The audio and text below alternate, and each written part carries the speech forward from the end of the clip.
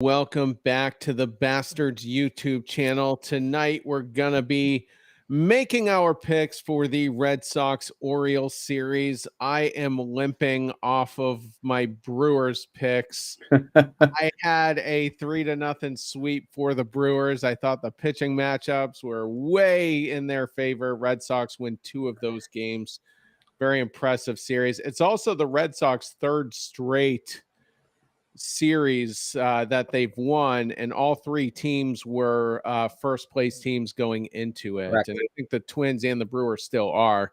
The Angels have since slipped since we thrashed them 3 out of 4 games. But let's just go ahead and we'll get right into this Red Sox Orioles series. Game 1 will be Monday night at 6:30 Eastern. That is Chris Sale versus Dean Kramer. Nick, who do you like? I'm going to ride high on the Sale performance that we saw from the last time that he was out. His keys to success here is command. Command, get that ball in, and I feel like if he can get out of that first inning unscathed, I think he's going to be in for a good start. I am going to say that that's going to be a win for the Red Sox tomorrow. I expect that Sale will have command. He will show that last time out wasn't a fluke, and he will show that he can anchor a rotation. But the thing to him is I want to see him go 6-7 innings here of this. I don't want to see any of this 5-inning, 100 and something pitches, walking a bunch of people. Command the stone, command the ball, and get the job done. I see them coming out victorious tomorrow night. I don't share your optimism, unfortunately. I think the Orioles are going to be pretty well prepared against Chris Sale. I think they're going to know what's coming at them.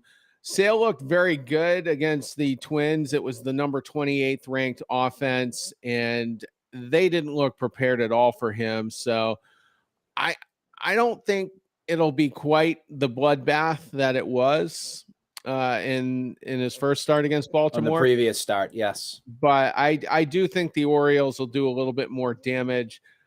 Dean Kramer is also coming off his best start of the season, went 6 2/3 against the Washington Nationals, struck out 6. So they've both had their best start of the season in their most recent start. So I just like the Orioles a little bit better in game 1.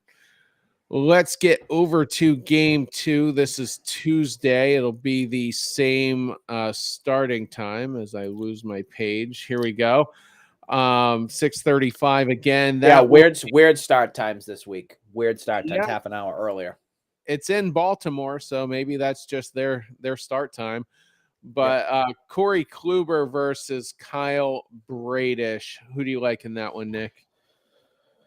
I'm still going to take the Red Sox, but this was not going to be a pretty game. This is Kluber here who has pretty much a prove-it kind of game here. I think if he throws another clunker after we just saw from the last one that was out, it's going to be bullpen or DFA territory for him. So this is definitely going to be, in my opinion, the highest scoring game of the series. I'm going to give the Red Sox a little bit of an edge. I'll even go with a score prediction on this, Terry. We haven't done this yet. I'll go with a score prediction. I'm feeling real confident right now. 10-8 Red Sox Tuesday night.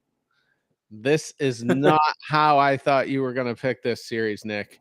Yeah. All right. Well, this is the one I'm the most supremely confident in. And having said that, I would say even an automatic win for the Red Sox. And I'm like 0-2 in my automatic win so far. Yeah. One of them was today with Corbin Burns. But I just think Kluber's getting thumped. People are working the counts against him. He's not quite getting the punch outs. They're sitting on him. They know everything coming at them is going to be 80-something miles an hour. So it's not a matter of how fast it's going to be. It's just where are they going to try to locate it, and can I crush it? And he's been getting crushed quite a bit lately. Mm-hmm.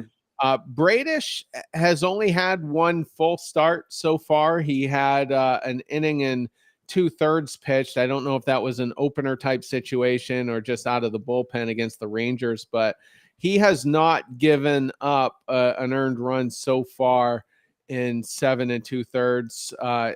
like Bradish he went 6 full innings against the Nationals, struck out 6. So he's coming off of a good performance. I just think Orioles at home, I think Kluber is in serious danger of losing his starting spot here. Possibly. I'm in the same predicament, just like I said too. If this is another one, I don't see him being a bullpen guy. I just don't.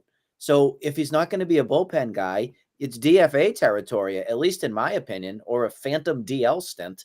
But I mean, how much can you really hide the guy?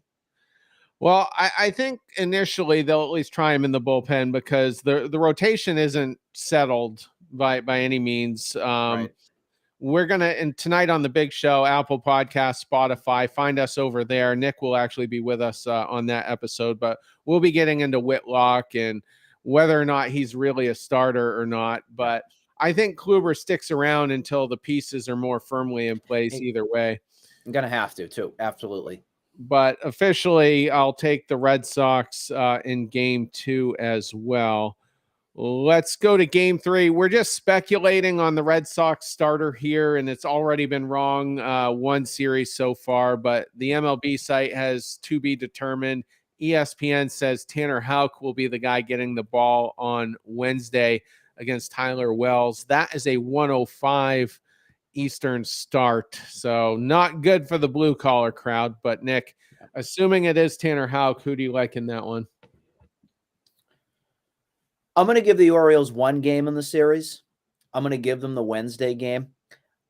Houck did great, I thought, for his start. That was kind of unexpected in a way for him to get slotted back in and kind of prove that he belongs in the rotation. But I do think, at least on management-wise and Cora-wise, I do see Houck going back to the bullpen. I don't like it. I don't. I would rather have him as the starter. And on the big show, like you were talking about with the Whitlock move, I feel Whitlock is the reliever that we need out there in the bullpen. So I see like maybe 5 runs given up by Houck on this Wednesday game, if it is indeed him that throws. And it's going to be one of those kind of getaway games for the Sox where they're just kind of a sleepy effort. And I don't see the Sox getting the victory on the Wednesday, but I have them going 2 for 3 at least in this series against the Orioles. I'm not going to pick the Red Sox to get swept for the second series in a row. So I will give this one to the Red Sox with, assuming it's Houck on the mound. I mean, if they sneak in Cutter Crawford, I probably would go back to the Orioles on this one. If it ends up being Nick Pivetta, although I don't think it could be. It couldn't be Nick Pivetta. So if it's Houck, I guess I'll just give it to the – I just feel bad picking a sweep here. And Tyler Wells has had a pretty good start to the season. In his 4 starts, he's been scoreless twice. Correct. Once against Detroit, once against the Rangers. The New York Yankees thumped him for 4 runs, which isn't terrible if we're, being real about it. And then the White Sox got him for 3, but he's gone at least 5 full in all of his starts. So I give the Red Sox a very slight edge here. It is my least confident pick of the 3, but having said that, would I be shocked if the Red Sox somehow come away with 2 out of 3? No, I wouldn't. The one thing I want to mention to you on this Wednesday game, which gave me some thought on who's going to slot into this rotation on Wednesday for TBA. I actually have Crawford going in for Tuesday night to relieve Corey Kluber after getting kind of shelled in a way. So the question's going to be, which guy's going to be that moving part on who's going to go into the rotation? Will it be a Winkowski? Will it be a Cutter Crawford? Will it be Caleb Ward? Flip a coin in a way. Yeah, hopefully not. I think Tuesday will tell us a lot. Yeah, absolutely. Or it wasn't locating very well today. Faced 6 batters and was just a mess. But we will wrap on that.